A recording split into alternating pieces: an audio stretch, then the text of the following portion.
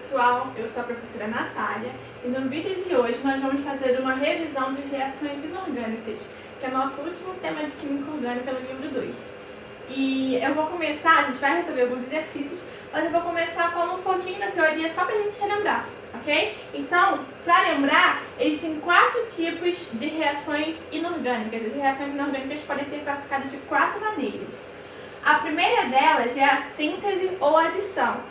E o que é a síntese ou adição? É quando eu tenho duas substâncias diferentes que se unem para formar uma única substância. Então, quando eu tenho duas substâncias formando uma única substância, eu tenho a síntese ou a adição. O segundo tipo é a análise ou decomposição, que é o contrário da síntese ou adição, certo? Aqui eu posso ter duas ou mais, tá? Posso ter 3, 4 para formar uma única substância.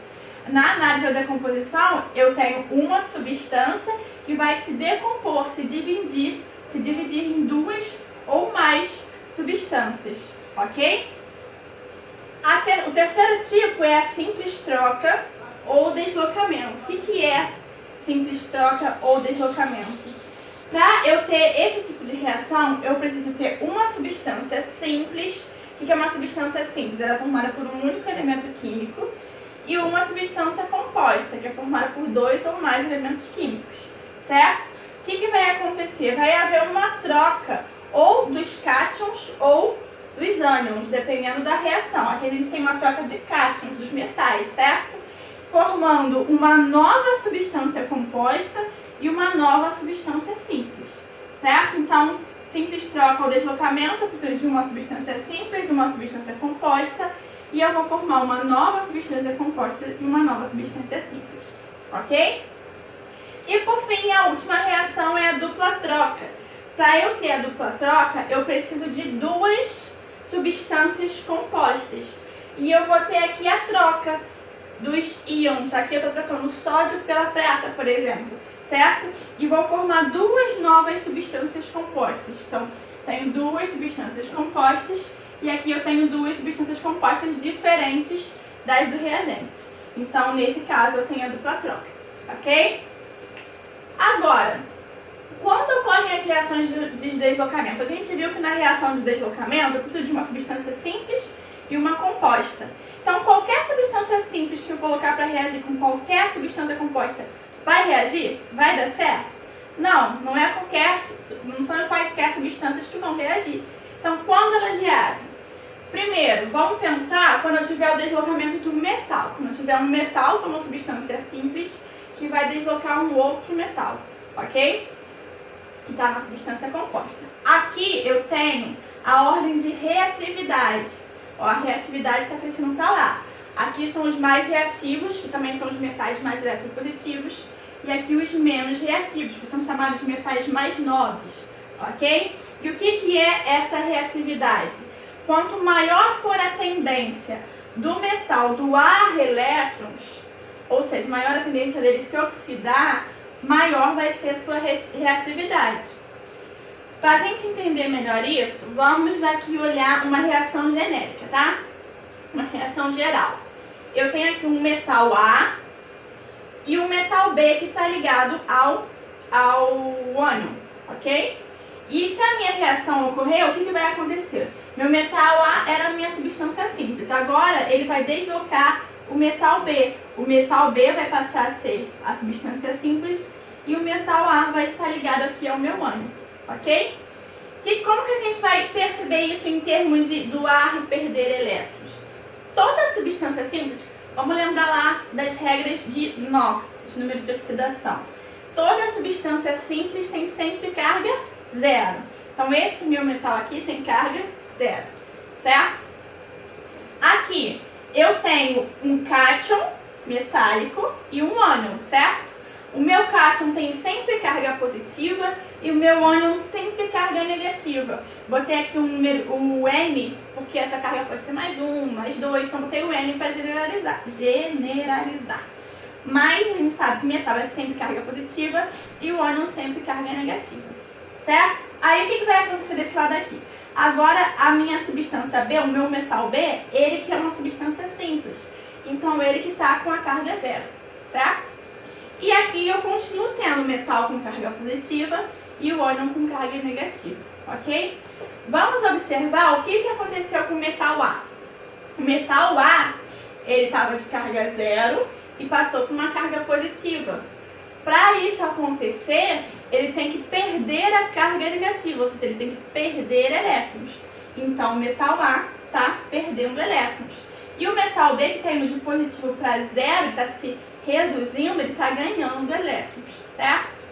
Então, para essa reação ocorrer, esse metal A aqui, ele tem que ter uma grande tendência de doar elétrons, certo? Então, quanto mais ele estiver lá para a esquerda, maior vai ser a tendência dele doar esses elétrons. Vamos ver nos exemplos? Ó, botei dois exemplos aqui, ó. Aqui eu tenho ferro, e a gente quer saber se o ferro vai doar elétrons para o cobre.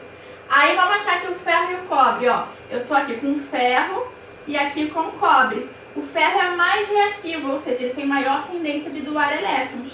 Então, essa reação pode ocorrer sim, certo? Então, o ferro vai vir, vai entrar aqui no lugar do cobre e vai liberar o cobre, ok? O ferro era o meu metal, que tinha NOx zero, ele doou elétrons e passou a ser ferro mais 2 aqui, ok? E aqui, prata e alumínio, são os meus dois metais. Então, a prata está aqui e o alumínio está aqui, certo? A prata, ela não tem uma facilidade de doar elétrons. O alumínio tem maior facilidade. Então, essa prata aqui não vai doar os elétrons para o alumínio. Então, a gente diz que essa reação não ocorre, tá certo? Então, aqui a gente falou de metais. E como é que a gente vai falar quando a gente tiver ânions? Os ânions, ó, a reatividade também está crescendo para lá, certo? Esse aqui é o mais reativo. E quando for a maior tendência de receber elétrons, ou seja, como ele é mais eletronegativo, maior a reatividade. É o contrário do que a gente viu nos metais, certo? Aí vamos olhar aqui nossa reação genérica. Ó, eu vou ter um ânion A, botei aqui XA2, porque esses ânions aqui não existem monoatômicos, eles são sempre diatômicos, certo? Então eu tenho um ânion A e aqui eu tenho um ânion B ligado ao metal. Aqui eu tenho o ânion B e aqui o ânion A ligado ao metal. Ou seja, esse ânion A, ele vai expulsar esse ânion B daqui se a reação for acontecer. E antes eu tinha o meu ânion A como substância simples e agora eu tenho o meu ânion B como substância simples. Vamos pensar nas cargas? Substância simples, NOx zero, certo? Aqui, o meu metal com carga positiva, o ânion com carga negativa. Aqui, mais uma vez, substância simples, NOx zero, meu metal com carga positiva e o meu ânion com carga negativa, certo? Então, o que está acontecendo aqui com o meu ânion A? Com o meu, a gente falando de ânion mesmo, né? Que aqui eu ia falar halogênios, mas aqui a gente tem outros que não são halogênios, então vamos chamar de ânion mesmo. O que está acontecendo com o meu ânion A? Desculpa, o ânion A está vindo para cá. Ele está indo de zero para negativo, ou seja, ele está ganhando carga negativa, ganhando elétrons, certo? Então, para essa reação ocorrer, o meu ânion A, ele tem que ter uma grande vontade de ganhar elétrons, ou seja, ele tem que ser bastante eletronegativo. Aí vamos olhar como é que vai ficar aqui nos exemplos. Se eu tenho aqui, ó, o cloro e o enxofre como ânions, cloro e enxofre. O cloro é mais reativo, ele tem maior afinidade por elétrons. Então, ele vai ganhar os elétrons do enxofre, porque o enxofre vai passar para zero, certo? E quando ele ganhar esses elétrons, ele vai conseguir expulsar esse enxofre daí. Então, ele vai deslocar o enxofre. Então, a gente tem a reação aqui acontecendo. E nesse caso aqui, a gente tem o iodo e o cloro. O iodo, ele é menos reativo que o cloro. Ele não tem tanta vontade de doar os seus elétrons assim. Se ele é menos reativo, se ele tem menor vontade de doar os elétrons, essa reação não vai ocorrer, ok? Vamos falar agora de deslocamento, mesmo raciocínio. A gente viu que para o dupla troca. A gente viu que para dupla troca, a gente precisa de duas substâncias compostas que vão reagir, formando novas duas substâncias compostas. E aí, será que qualquer substância composta que eu misturar vai reagir? Não. A gente tem umas regrinhas para saber quando vai ter a reação e quando não vai ter a reação. E quando que duas substâncias compostas reagem? São 3 regrinhas. Primeiro, quando um dos produtos for menos solúvel que os reagentes. Então, temos aqui um exemplo, certo? Não sei se está dando para vocês enxergarem aí, mas aqui eu botei uma setinha para baixo. Essa setinha para baixo quer dizer que precipitou, que formou um sólido, certo? Ou em outros tipos de reação, vocês vão ver que vão ter os reagentes, entre parênteses vai estar escrito aqui, que significa aquoso, e aqui o meu reagente menos solúvel vai estar escrito sólido. Então, sempre que eu tenho uma setinha para baixo ou quando está escrito sólido, quer dizer que eu formei um produto menos solúvel do que os meus reagentes. Então, essa reação vai acontecer, ok? O outro caso é quando um dos produtos for mais volátil que os reagentes. O que é ser mais volátil? Volátil é quem evapora fácil, certo? Volátil aqui no caso é quando eu tenho a formação de gases. Então, se eu formo produtos gasosos, ou mais voláteis, né, ou líquidos com ponto de ebulição muito baixo, aí eu estou favorecendo a minha reação. Como exemplo aqui, ó, a gente tem essa reação aqui, que eu botei aqui, ó, setinha pra cima do H2S, porque o H2S é um gás, certo? Uma outra maneira de representar, eu colocaria essas substâncias aqui como aquoso, entre parênteses, e aqui no H2S, entre parênteses, eu colocaria o G de gasoso, certo? Então, quando eu formo uma substância gasosa, eu estou favorecendo a reação, certo? E por último, quando um dos produtos for menos ionizado que os reagentes. O que é isso? Quando a gente tem reagentes ionizáveis, que se ionizam muito, eu coloco ele em água e eles se separam em íons. Se eu formo um produto que não se separa em íons, ou que se separa, mas bem pouquinho, eu estou formando um produto menos ionizado. Então, vai favorecer a minha reação. Aí, coloquei 2 exemplos. No primeiro exemplo, ó, eu tenho HCl, que é um ácido forte. Então, ele se ioniza completamente, ele se separa completamente. NaOH é uma substância iônica, né? Então, ela se dissocia, se separa em íons completamente, porque é uma base forte também. E eu estou formando NaCl, que também é iônico, também se separa, e água. A água, ela não se ioniza facilmente, é uma substância molecular e se ioniza muito pouco. Então, eu formei a água, que é menos ionizável do que todos os reagentes. Então, eu estou favorecendo essa reação, certo? Se vocês repararem, uma reação de ácido e base formando sal mais água, uma reação de neutralização, sempre vai ocorrer, certo? Desse jeito aqui que a gente está falando, ok?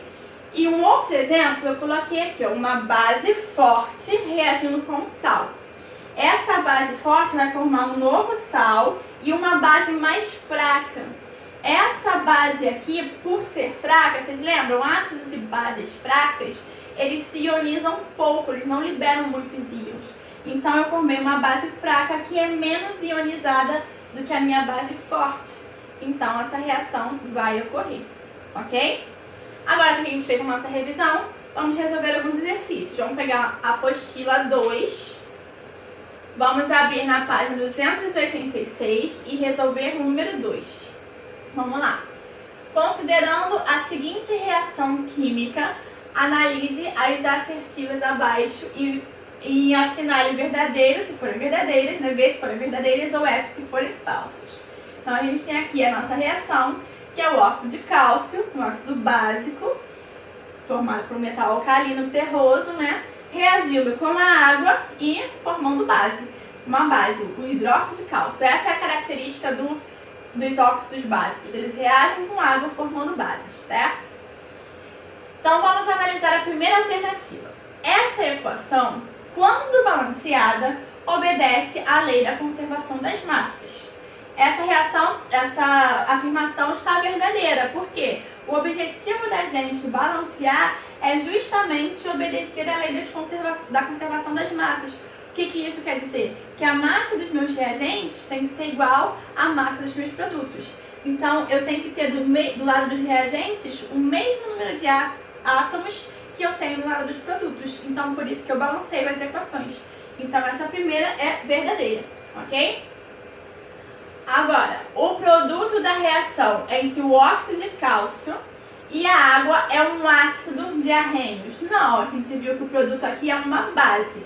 Então, essa tá falsa, certo? Terceira alternativa. Os coeficientes que balanceiam corretamente a reação são respectivamente 1. Vamos ver? Vamos balancear? Ó, antes da seta eu tenho um cálcio, depois da seta eu tenho um cálcio. Ok. Antes da seta eu tenho 2 hidrogênios, depois da seta eu tenho 2 hidrogênios, porque esse 2 aqui fora do parênteses multiplica tudo que eu tenho dentro. Então, 2 hidrogênios, ok.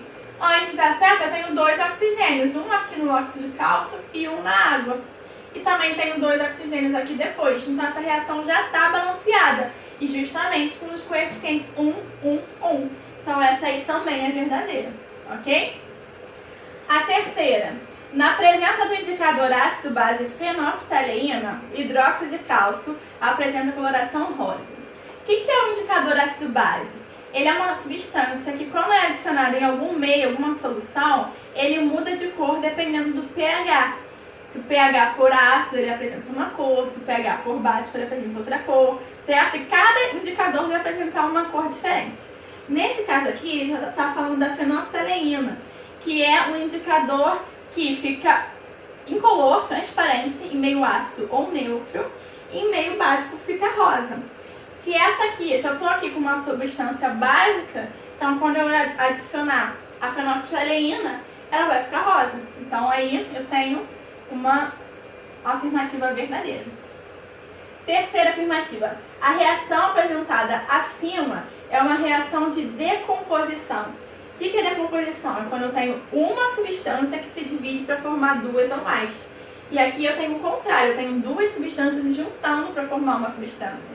Então aqui é falso, eu tenho na verdade uma reação de síntese, certo? Então VF, VVF. Dentre as minhas alternativas, aqui está a letra E, é a verdadeira, certo? Vamos agora para a página 286, questão número 4. Uma reação de deslocamento simples de cátion é mostrada na equação. Então vamos lá, deslocamento simples de cátion. O que é um deslocamento simples? Eu preciso ter uma substância simples e uma substância composta para formar uma nova substância simples e uma nova substância composta. Então, eu já posso aqui ignorar a letra A letra B e a letra D. Por quê? Ó, na letra A e na verdade, vamos por partes. Na letra A, eu tenho 2 substâncias compostas, então já não pode ser, certo? Na letra B, eu vou ignorar porque eu tenho 2 substâncias se juntando para formar uma, todas compostas, também posso ignorar. E a C eu vou ignorar porque tenho uma substância composta se separando para formar 2 substâncias. Aí eu tenho a decomposição, então também vou ignorar. A gente está em dúvida então entre a letra C e a letra E. Se vocês repararem, nos 2 casos eu tenho deslocamento, ó, uma substância simples e uma substância composta, formando uma nova substância composta e uma nova substância simples.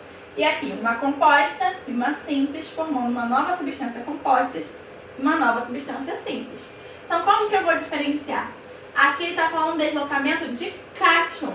Então, qual das duas que é o cátion que está deslocando? É a letra C, ó, o cátion cobre está deslocando o cátion prata.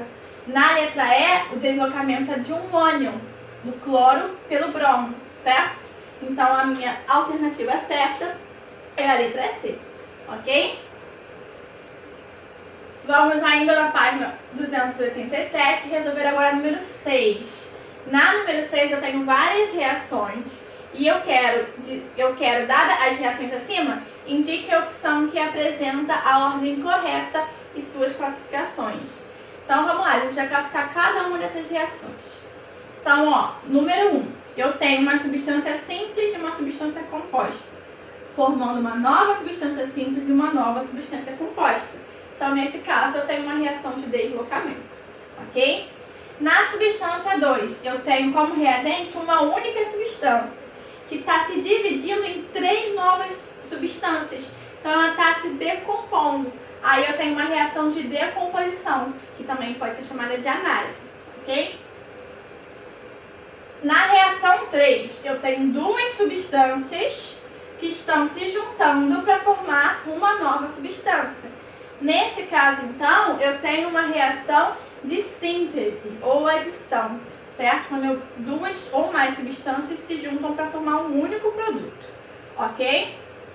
Na quarta, eu tenho uma substância simples, uma composta, formando uma nova substância simples e uma nova substância composta.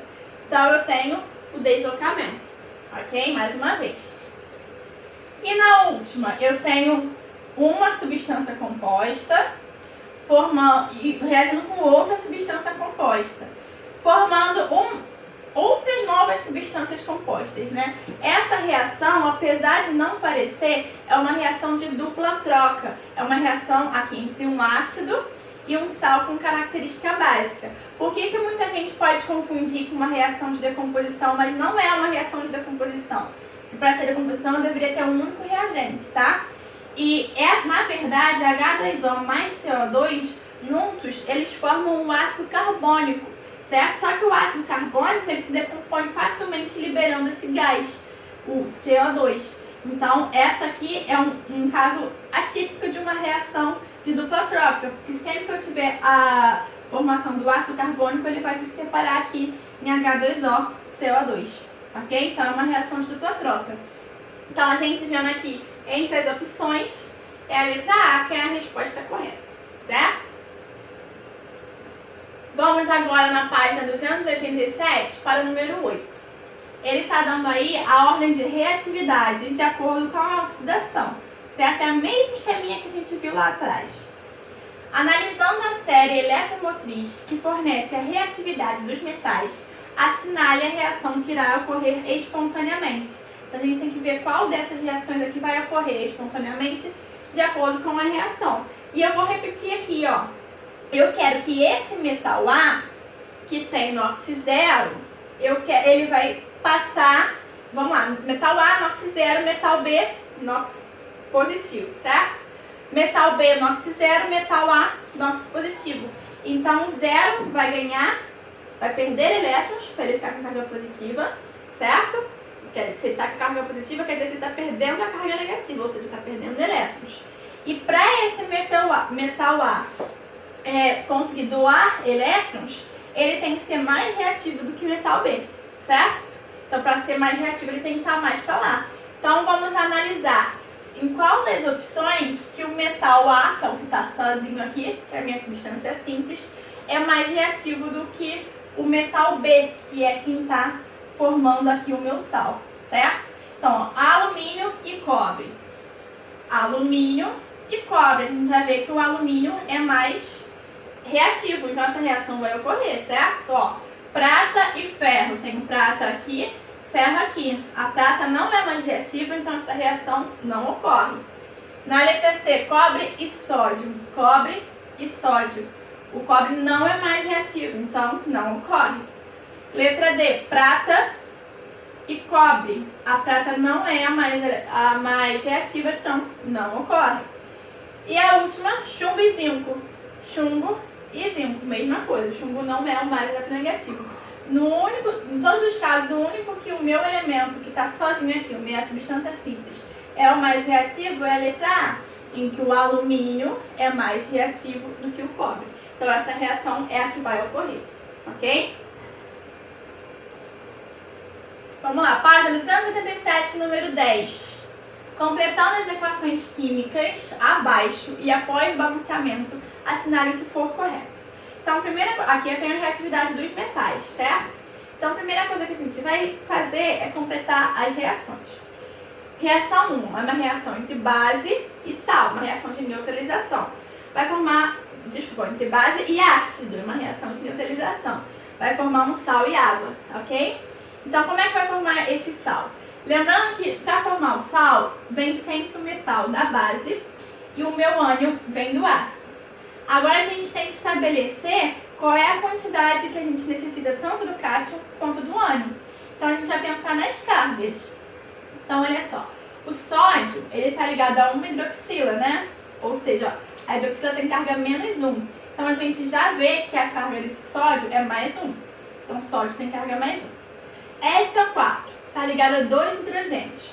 Cada hidrogênio tem carga mais 1. Se eu tenho 2 hidrogênios, a carga dos hidrogênios juntos é mais 2. Então, a carga do SO4 é menos 2. Se eu tenho aqui mais 1 e menos 2, esse somatório não dá zero. E toda substância, quando se forma, ela tem a carga neutra, certo? Então, tem que dar zero. Para dar zero, o que eu tenho que fazer? Eu preciso de 2 sódios. Então, quer dizer que a minha fórmula correta é Na2SO4 mais água, certo? Essa aqui é a minha reação, por enquanto, não está balanceada, ok? Vamos balancear daqui a pouco. Aqui, uma outra coisa, ó, gente, é uma reação de dupla troca, certo?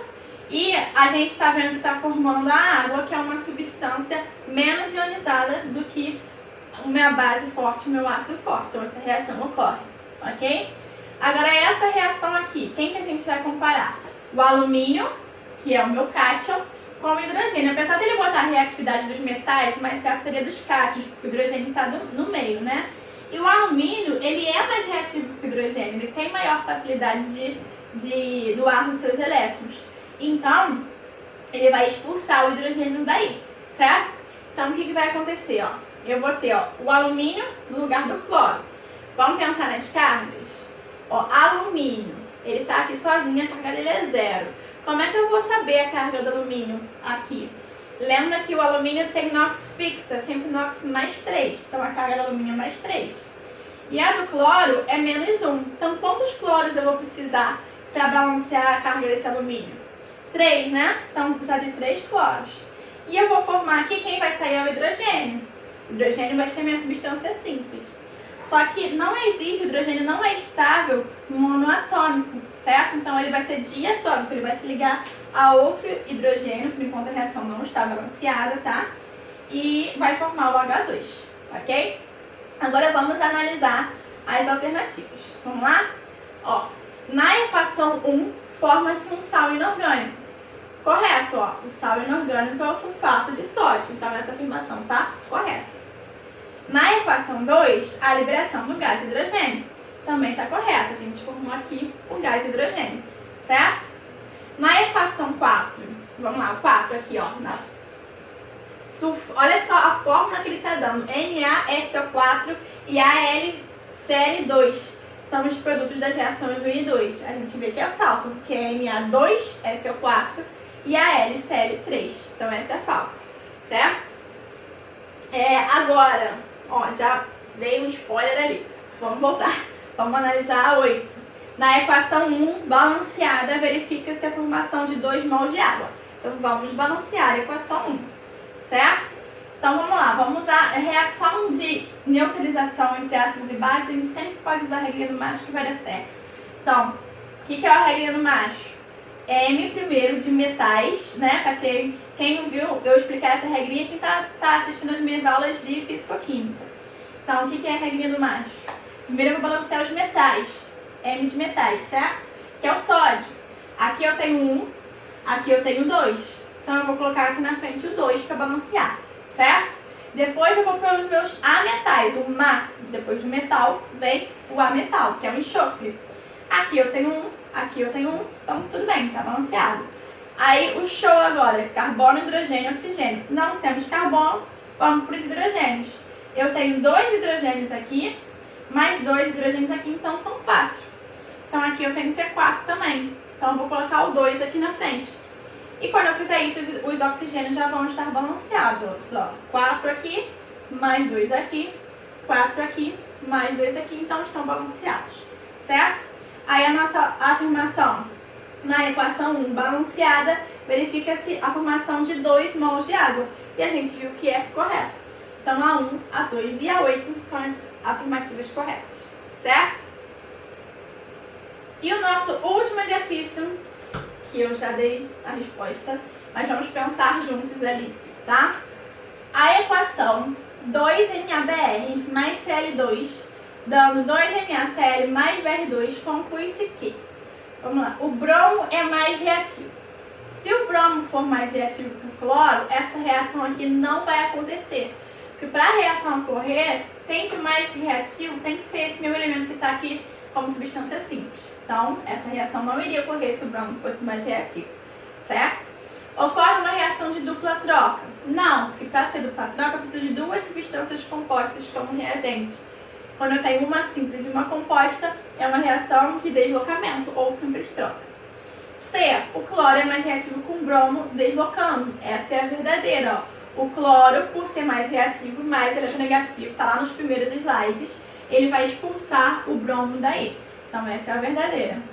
A outra, a letra D. O sódio é mais eletronegativo que o cloro. O metal nunca vai ser mais eletronegativo do que um halogênio, certo? Muito difícil. Eu não vou falar nunca porque eu não tenho de cabeça a eletronegatividade de todos, né? Mas aqui é um metal alcalino, que tem eletronegatividade baixíssima, e um halogênio que tem eletronegatividade alta. Então, é impossível aqui o sódio ter uma eletronegatividade mais alta do que o cloro. E a última, a molécula de bromo é monoatômica, que a gente formou Br2, que é uma molécula diatômica, que tem 2 átomos. Então essa é falsa, ok? Então aí tá meu e-mail para tirar dúvidas ou para caso vocês queiram os slides, tá certo? E bons estudos, até a próxima!